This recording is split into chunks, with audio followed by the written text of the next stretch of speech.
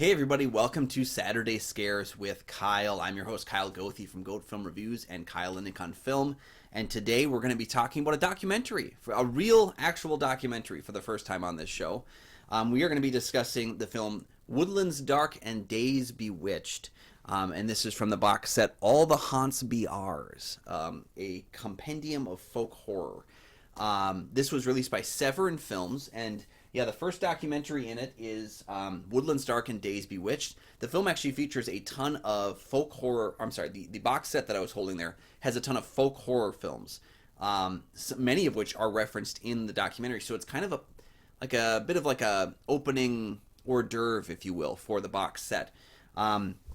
But in some ways, it is a very lengthy documentary as well. So it's hard to call it something small and intimate that gets you introduced to the films because it runs about 3 hours and 15 minutes. So the synopsis pretty much was that it's broken up into chapters and it goes through the legacy of folk horror from its beginnings up to current day. And we actually have it broken down into a couple of segments here. It started with kind of like the I believe they call it the unholy trinity, which was Witchfinder General, Blood on Satan's Claws, and The Wicker Man. Then it moves on into Who Is This Who Is Coming, which is the literal and cultural foundations of folk horror. Chapter 3 is called We Don't Go Back, and it's about witchcraft and paganism in general, kind of in its versions of folk horror, because that's a lot of what it is. Chapter 4 is called Call Me From the Valley, and it's about American folk horror, and it actually kind of dives into the differences between American folk horror and kind of the European style. And what I find fascinating about that is that it dives into how American folk horror is very much about the otherness. It's very much a fear of others. There is usually a cult kind of mentality, whereas in more of the European styles of folk horror, we tend to get things like, finding something in the ground, finding something ancient and old. And maybe it's because America is not as old, culturally speaking. Our America that we have it is not as old as a lot of the European countries that have their own folk horror. And so we don't have that many things that we find in the ground that are specific to us, but they do talk about like the kind of indigenous American folk horror, which is things like Pet Cemetery. The Indian burial ground, as it was commonly referred to for so many years, as being like that's kind of like our finding something horrible in the ground that's going to affect us. But for the most part, our horror is not like that because we don't have that long of a history, comparatively speaking. Chapter 5 is called All the Haunts Be Ours, and it's about other folk horror from around the world. I find that incredibly fascinating because I knew about the European styles and I knew about the American styles, but I didn't know, nearly as much about kind of beyond those areas. And, the film does feature some Australian or like New Zealand folk horror. It has some African folk horror, and it's cool to see how other cultures kind of view folk horror. And that collective term that really kind of blankets everything in, even though every society has a completely different variation on it.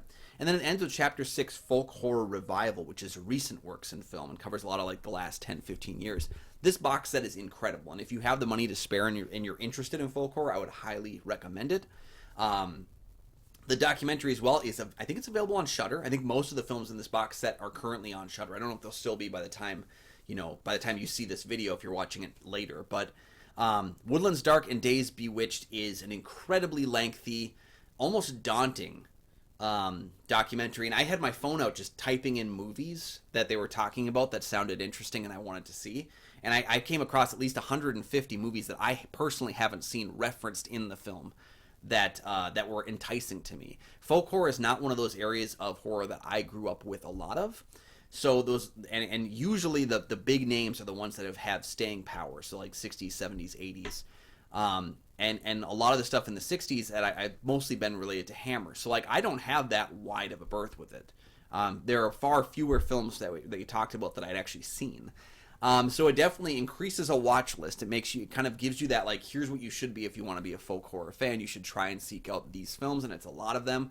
But going and diving deep into the differences between them, the origins of things like witchcraft on film, they actually reference Haxan, film we talked about last time, as well as like paganism in films. It is a full course teaching session. You are in a class for 3 hours, but and that would be the one takeaway I would tell you is if you don't like folk horror, this is not going to convince you to like it.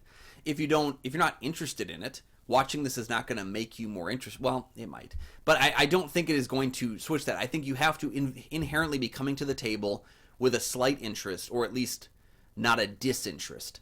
And I think this movie can give you a lot to think about, a lot to go on, and will make you want to check out some of those other films. But you have to go into it with the open mind of, I want to see them, instead of I'd rather not. There are some super docs that can kind of sway you one way or the other, and I don't think this one is going to sway non-folk horror fans to the genre.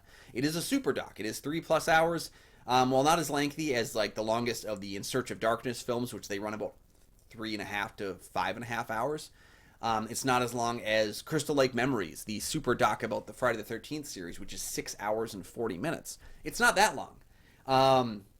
But it is a lengthy, involved kind of a series.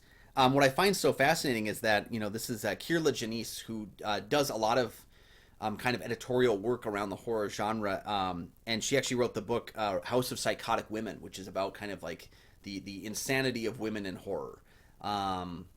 And kind of viewing like the mental states of women in horror and how it's viewed and how it's changed over time.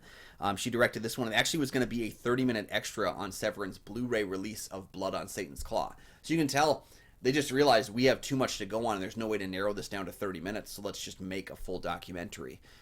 I thought it was fantastic. I thought it was incredibly interesting, and I can't wait to dive into some of the other folk horror films in this box set. Just this one alone. I've already seen a couple of them. There was one called Allison's Birthday, which I really, really enjoyed. And then what was the other one? Celia, I believe it was. Celia was the other film I saw out there that has to do with kind of like the bunny famine, the rabbit famine, if you will, that took place. Both of those were quite interesting, and I can't wait to see more of the films in that box set. I believe that has 19 classics of folk horror, and then it has a bunch of like short films and other things like that. It's a packed box set that is definitely worth your time if you're interested in that. I bought it during the pandemic, because you always have time during the pandemic, don't you? I really enjoyed the film, though. I can't recommend it enough to horror fans who like to just kind of experience other kinds of horror. And I would put it up there with things like In Search of Darkness, Crystal Lake Memories, Never Sleep Again, the Freddy Krueger documentary. I think all of them are great at doing that teaching level. Although In Search of Darkness is a bit more of like an I love the 80s for horror. This is more in line with kind of like, we're going to teach you things. We're going to dive into these films really heavily, and so you get the themes and you understand things about them that you maybe didn't before.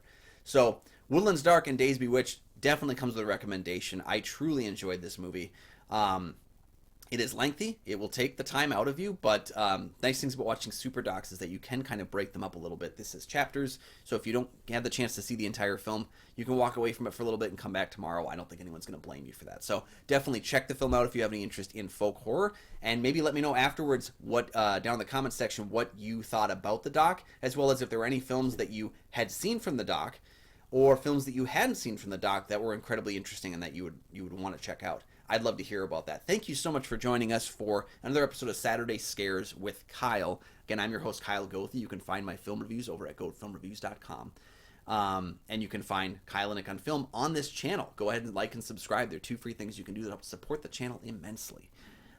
Next time, join us. We are going to be diving back into the 1960s, following a blind Audrey Hepburn as she defends her home and a doll from 3 would-be takers. We're going to talk about Wait Until Dark next time. Thank you.